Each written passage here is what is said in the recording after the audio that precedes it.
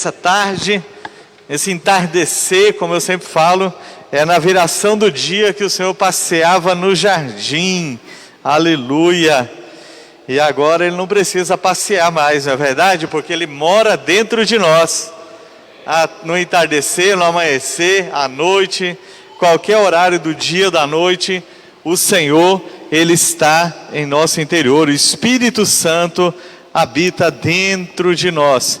Eu quero parabenizar o grupo de homens da nossa igreja, que conseguimos reunir 26 ou 27 homens aí, estamos também em oração, 21 dias de oração, então do dia 1º até o dia 21, cada um ora, 1 hora por dia, e vamos firme nesse propósito. Orar nunca é demais, sempre nós precisamos orar mais e mais, e quando nós pensamos que oramos bastante, temos que orar um pouco mais. Martinho Lutero, certa vez ele disse: eu ando muito ocupado ultimamente, tenho orado apenas 8 horas por dia.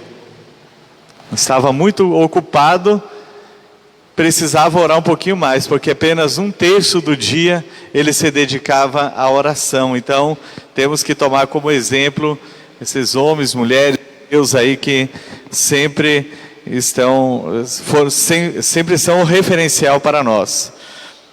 Fala aí para a pessoa do seu lado: não te detenhas nem te desvies. De novo, não te detenhas nem te desvies. Isso, não podemos nem nos deter na nossa caminhada e nem nos desviar na nossa caminhada cristã. Se você quiser acompanhar comigo, nós vamos meditar hoje em Neemias capítulo 6. Neemias capítulo 6.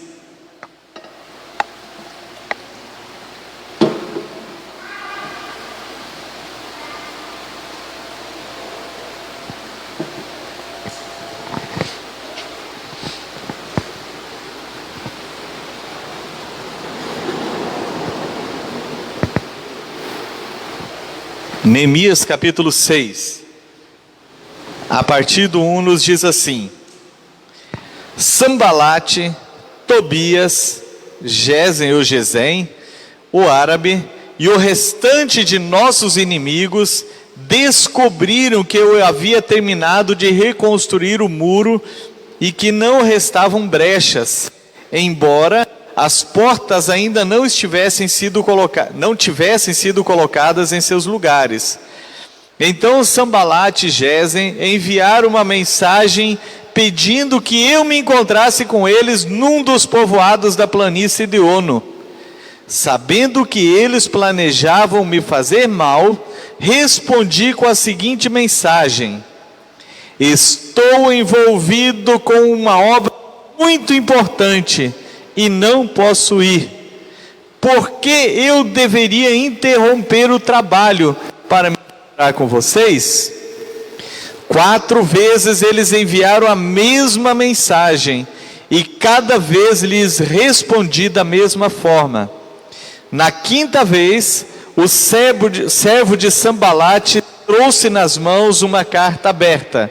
Eu não vou ler o conteúdo da carta, mas até o versículo 10, e nesse conteúdo da carta era uma acusação, ou várias acusações, dizendo que Neemias estava se levantando contra o rei Artaxerxes, que era o imperador do Império Babilônico. Agora vamos continuar lendo do 11 ao 13.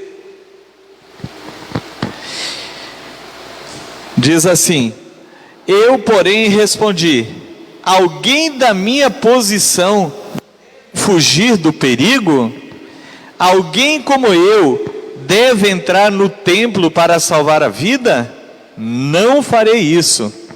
Percebi que Deus não tinha falado com Semaías, mas que ele havia sido contratado por Sambalate e Tobias para anunciar essa profecia contra mim. Eles esperavam me intimidar e me fazer pecar, assim poderiam me difamar e me desacreditar. Amém. Neemias estava com uma grande missão, um grande trabalho. Quando você lê todo o livro de Neemias, a partir do primeiro capítulo, ele ouve falar da situação de Jerusalém. Ali já haviam passado 70 anos desde o exílio, quando eles tinham ido. Já havia as profecias que eles deveriam retornar. Algumas levas de pessoas já haviam retornado para Jerusalém. Quando ele ouviu falar que os muros de Jerusalém estavam destruídos, as portas queimadas, e não é as portinhas tipo a nossa, 2,10 por 80, são portais gigantes, né, com muita madeira, que eram as entradas das cidades. Estava tudo destruído. Ele orou, pediu graça a Deus, graça diante de Deus, para encontrar diante do rei também, e o rei autorizou para que ele voltasse para Jerusalém, que ele fosse para Jerusalém reconstruir o muro da cidade. E o rei também deu cartas para que os governantes próximos cedessem madeira, dessem a madeira, então a provisão em madeira, para que ele pudesse fazer as portas e os portais. Quando os inimigos, esses que cita aqui, Sambalate, Tobias e Gesem, eles ouvem falar que eles começam a reconstruir, eles a princípio zombam, dizendo: jamais vocês vão conseguir fazer isso. Quando eles veem que eles estão começando, já deram continuidade da obra, eles zombam mais uma vez, dizendo: isso aí, se uma raposa se apoiar nesse muro, vai derrubar. Só que quando o muro já estava praticamente completo, faltando os portais, aqueles inimigos, eles chamam o Neemias, que foi aonde nós lemos, né? Eles disseram: venha se encontrar conosco, precisamos fazer uma reunião, temos que marcar uma reunião aqui. Mandaram uma mensagem para ele, e ele respondeu: eu estou muito ocupado e eu não posso ir. Por 4 vezes eles enviaram a resposta e ele não aceitou. Por fim, eles na quinta fizeram a acusação, da qual ele disse: não procede isso aí, não estou me rebelando contra o rei. E como não conseguiram de nenhuma dessas formas, esses inimigos enviaram carta e subornaram um sacerdote, dizendo: olha, o inimigo vai pegar você essa noite, corra e se esconda dentro do templo. Foi aí que ele deu a outra resposta, dizendo: alguém da minha posição deveria fugir do perigo? Alguém como eu deveria entrar no templo para salvar a sua vida? Então, Neemias, ele teve um discernimento e respostas corretas para que nada detivesse ele. E ao final de 52 dias, num tempo ultra recorde, ele concluiu a construção de todo o muro ao redor de Jerusalém. Lembrando que não eram muros como são feitos hoje, com lajotas, com blocos, mas com pedras. Eram muros muito largos, a ponto de que pessoas caminhavam por cima do muro na maior tranquilidade, onde tinha também as sentinelas para vigiarem a cidade. Então, em 52 dias. E o que nós temos a ver com isso aí? Por isso o título: não te detenhas e nem te desvies. Nós também estamos numa corrida, numa caminhada. Em vários momentos do Novo Testamento, a Bíblia faz essa alusão, essa ilustração, dizendo que nós estamos caminhada cristã, nós estamos numa carreira e nós temos um alvo. O nosso alvo é concluir a nossa carreira, é chegar lá no último dia e ter a coroa da vitória para nossas vidas. Paulo diz: corri a carreira, guardei a fé, já está me reservada a coroa, da qual eu vou receber. Ele se referia àquele louro que era dado nas Olimpíadas pelos gregos, que inventaram a Olimpíada. Então, o louro da vitória, a coroa da vitória. E nós também temos uma caminhada, e muito mais nesses últimos dias, onde é a última hora de Deus para nossas vidas, sabendo que o arrebatamento da igreja está muito, muito, muito próximo. Estamos um dia menos do que ontem, do dia do nosso encontro definitivo com o Senhor. Nós temos essa certeza absoluta. As respostas e a atitude de Neemias, elas nos ensinam lições preciosas, então, para a nossa caminhada cristã. Quais são essas lições? Eu enumerei algumas aqui. A primeira lição é ter discernimento dos fatos ao nosso redor. Neemias, ele teve esse discernimento. Olha só, quando eles enviaram as cartas dizendo, vamos fazer uma reunião aqui no versículo 2 do capítulo 6, ele diz assim, sabendo que eles planejavam me fazer o mal. Neemias, ele teve esse discernimento, que eles queriam fazer-lhe o mal. Ele entendeu na hora que aquelas pessoas não queriam nada de bom para ele. A Bíblia diz também que o nosso inimigo, ele anda ao nosso derredor, procurando quem possa tragar. A palavra de Deus ainda nos diz em Efésios 6:11, que ele vive colocando ciladas, colocando armadilhas no nosso caminho. Então nós precisamos ter esse discernimento também. Diz assim o capítulo 6, verso 11 de Efésios: vistam-se com toda a armadura de Deus para poderem ficar firmes contra as ciladas do diabo. Tem uma versão que diz contra as astutas ciladas do diabo. Então todos os dias o inimigo, ele coloca ciladas, ele coloca armadilhas em nosso caminho, e nós temos que ter o discernimento para não cair em tais armadilhas. Quais são as principais ciladas para os cristãos? Eu coloquei algumas aqui. Primeira delas são as distrações. A distração também, ela nos tira o foco. Quantas vezes você já teve a experiência de começar algo? Às vezes você começa bem focado, mas uma coisinha dali, um WhatsApp dali, uma rede social, alguma outra coisa, traz uma distração, e quando você vê um trabalho, uma tarefa que demoraria 2, 3 horas, às vezes terminou o dia e você não concluiu aquela tarefa, porque você se distraiu em tantas outras coisas. Nós temos que tomar cuidado com as distrações. O que não falta é distração aqui. Eu até já preguei isso aí, cuidado com as distrações. Então o que é investido para que nós possamos descontrair, para que nós possamos nos distrair, é muito pesado. Eu estou falando que tem coisas que não são pecaminosas, mas tiram o foco. Nós temos que estar determinados para que nós possamos, para não nos distrairmos durante a nossa caminhada cristã. E aqui nós poderíamos também colocar até a questão de culto online. Pode ser uma distração, quando a pessoa, tendo a oportunidade de vir cultuar presencialmente, ele se acomoda e ele diz, agora daqui para frente eu só vou cultuar online, só vou assistir online. Se torna uma distração, que sabemos que dentro de casa você não fica tão concentrado quanto você está, ou quanto nós estamos aqui no templo, que nem sequer pegamos em celular nem nada, ficamos focados somente naquilo que estamos recebendo, focados somente naquilo que estamos cultuando ao Senhor. A transmissão online é uma bênção e tem alcançado inúmeras pessoas, mas ela não substitui quando nós podemos cultuar presencialmente. Nós devemos fazer todo o esforço, porque isso tira o comodismo, e o comodismo nos leva ao erro, que nós não precisamos congregar. Qual que é outra cilada que o inimigo consegue colocar em nosso caminho? Obrigado. Qual que é outra cilada que o inimigo coloca em nosso caminho?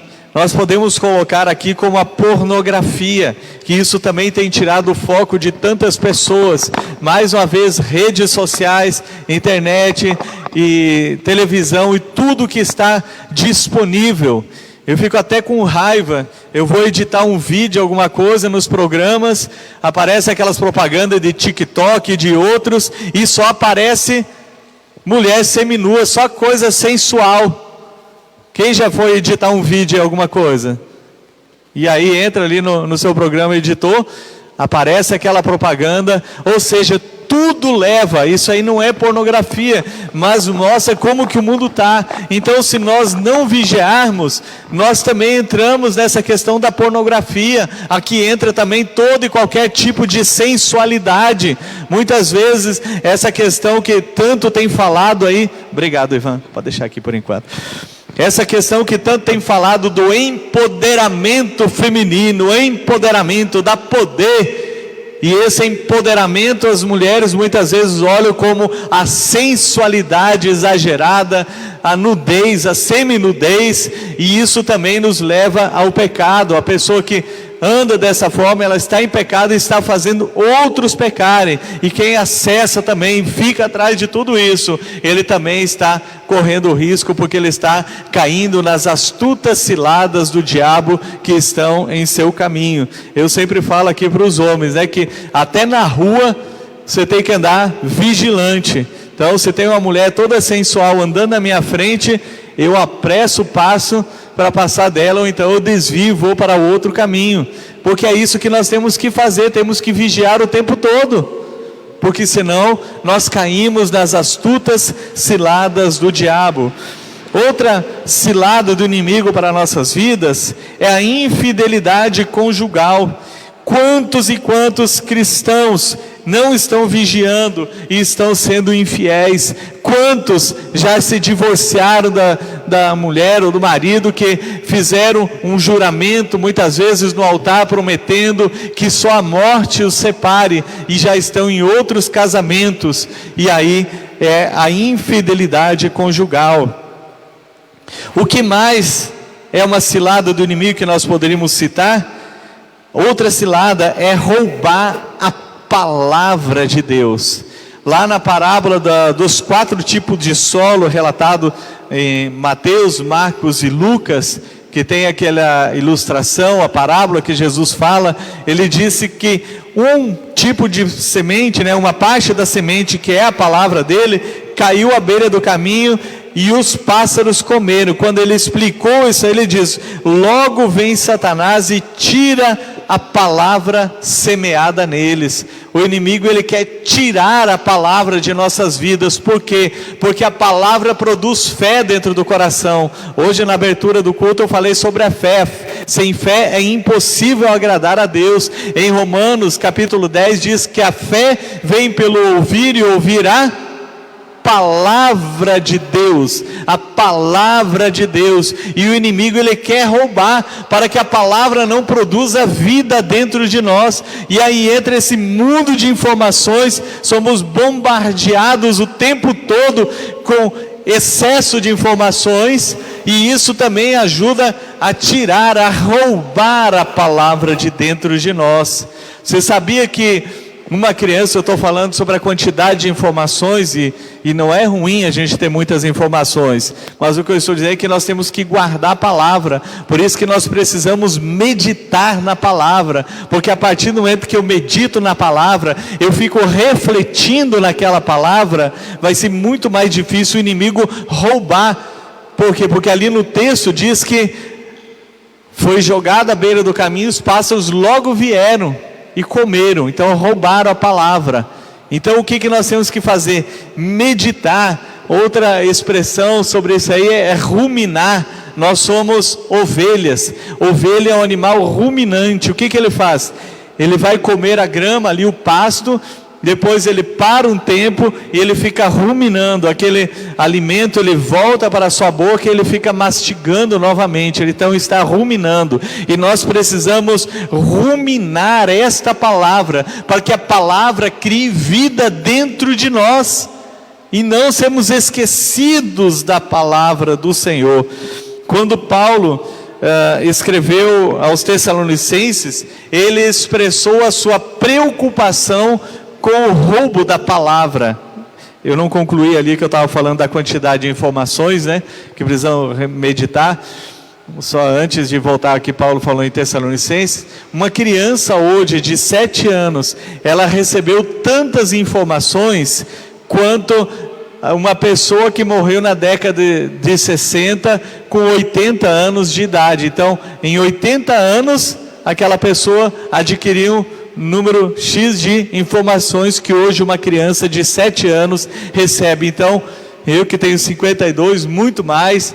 E então, quantas informações nós somos bombardeados? A informação é ótimo, mas nós temos que tomar cuidado para que esse excesso de informações, eles não deixem o inimigo tirar a palavra que está dentro. Agora, voltando a Tessalonicenses, o apóstolo Paulo, ele demonstrou a preocupação, está escrito lá em 1 Tessalonicenses 3,5, dizendo assim, ó: assim, quando não pude mais suportar, enviei Timóteo para saber se continuavam firmes na fé.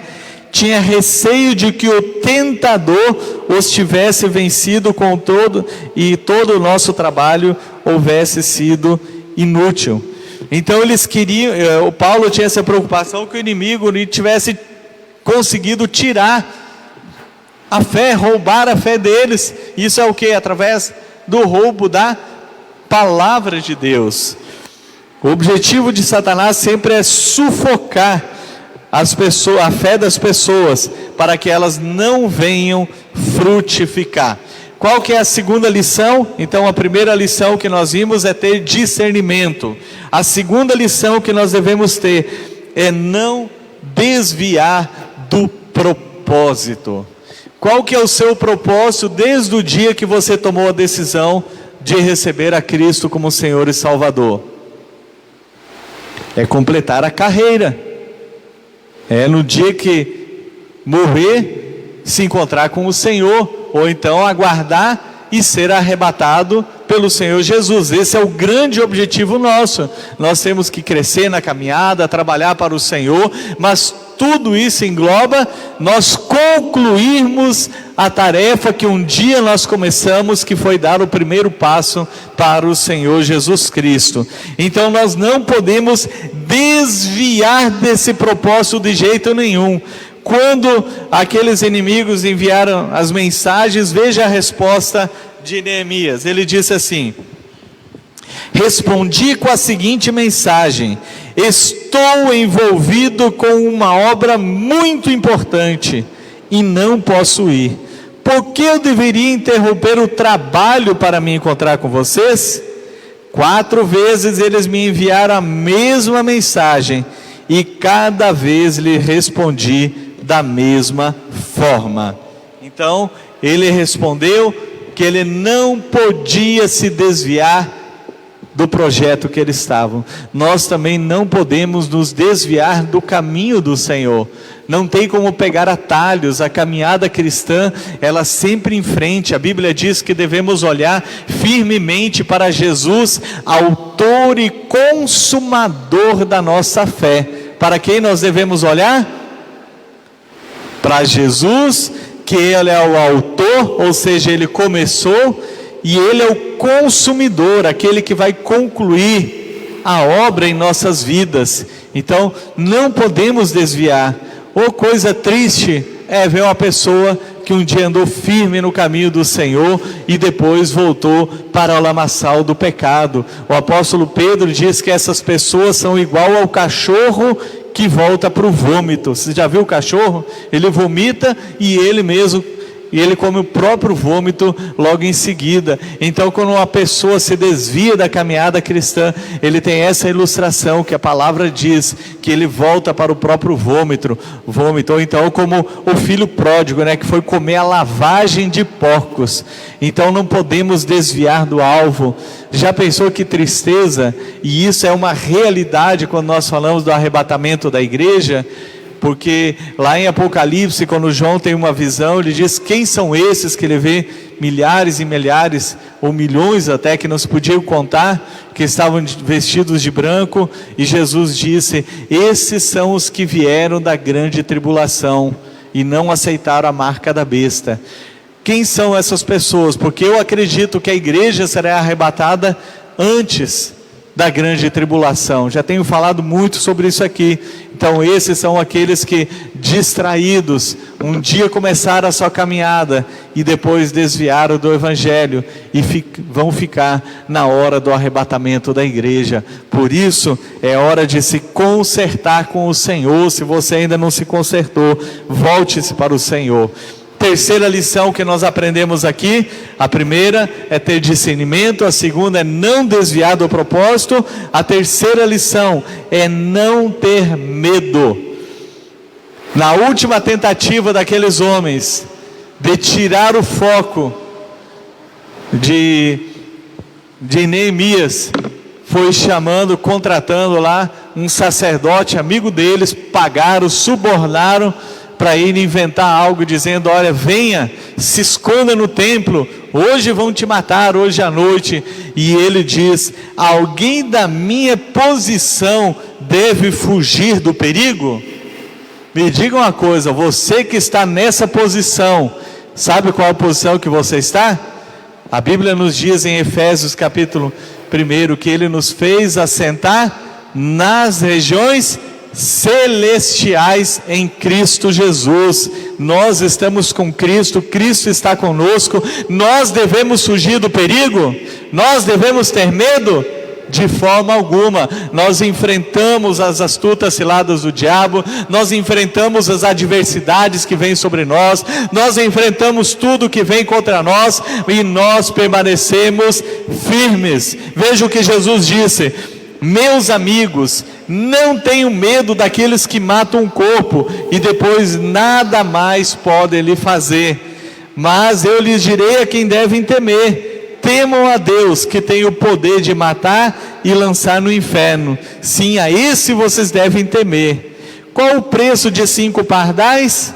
2 moedas de cobre? E no entanto, Deus não se esquece de nenhum deles. Até o cabelo da sua cabeça estão todos contados. Portanto, não tenham medo. Vocês são muito mais valiosos que um bando inteiro de pardais. O que Jesus está dizendo aqui, ó? Que na hora do perigo, e se nós chegarmos a ser perseguidos por causa do Evangelho, nós não precisamos temer nem a morte. O que ele diz aqui, ó? Não tenham medo daqueles que matam o corpo. Se eu e você morremos hoje, seja de morte matada ou morte morrida, como diz o ditado popular, para onde você vai? Vai se encontrar com o Senhor, você vai para o paraíso, não vai? Nós vamos. Então a Bíblia diz que nós não devemos temer a morte, nós não precisamos ter medo de nada. O único receio que nós devemos ter é não vigiar e desviar do caminho do Senhor. Devemos permanecer firmes. Quando Deus deu a tarefa para Josué, Ele disse: seja forte e corajoso, não tenha medo e nem desanime. Então nós não precisamos temer nada. A nossa caminhada cristã nós vamos seguir sempre em frente, porque o nosso alvo é o Senhor Jesus. Para concluirmos aqui, meus amados, a intenção do inimigo é fazer desviar o propósito e fazer pecar para perder a credibilidade. Veja só o que ele queria quando ele não conseguia de jeito nenhum com Neemias. Veja só o que diz ali no versículo 13 do capítulo 6. Eles esperavam me intimidar e me fazer pecar. Porque quando o sacerdote chamou ele para ir para o templo, era para ele esconder lá no lugar só do sacerdote, nas câmaras dos sacerdotes, e aí ele estaria pecando. Então, o que é que eles queriam fazer? Intimidar e fazer pecar. Então o inimigo, ele também quer nos fazer pecar, as astutas ciladas do inimigo. Veja o que mais a palavra diz aqui: para que Satanás não alcance vantagem sobre nós, pois não ignoramos quais são as intenções dele. Está em 2 Coríntios 2,11. Por isso, não se detenha em seu caminho, não se desvie, siga em frente, porque o nosso alvo é o Senhor, e queremos encontrar-se com Ele, seja através da morte, seja através do arrebatamento. O nosso alvo é estar para todo sempre com o Senhor. Amém? Que Deus possa nos dar graça e termos discernimento e sabedoria para vencermos todas as astutas ciladas do inimigo. Vamos orar. Pai, em nome de Jesus, estamos diante do teu altar, Pai. Neemias, ele teve o discernimento que tudo que o inimigo queria fazer, aqueles inimigos lá que estavam sendo usados pelo diabo, era intimidar, fazer pecar e até matá-lo, ó Deus querido, fazer desviar o propósito, ó Deus, para que ele não construísse o muro, mas ele foi perseverante, ele não desistiu, e em 52 dias ele concluiu aquele muro, ele e todo aquele povo que ele estava conduzindo. Então nos dê graça, o nosso alvo, ó Pai querido, é estar sempre com o Senhor, permanecermos firmes na fé. Ó Deus querido, dá-nos esse discernimento, sabedoria para não nos desviarmos no meio da nossa caminhada, em nome de Jesus. Amém e amém. Graças a Deus. Aleluia. Nós vamos celebrar a ceia do Senhor agora, só que nós não vamos transmitir ao vivo. Então eu vou ministrar a bênção aqui, encerrar a nossa transmissão, e o culto continua aqui porque nós vamos celebrar a ceia do Senhor.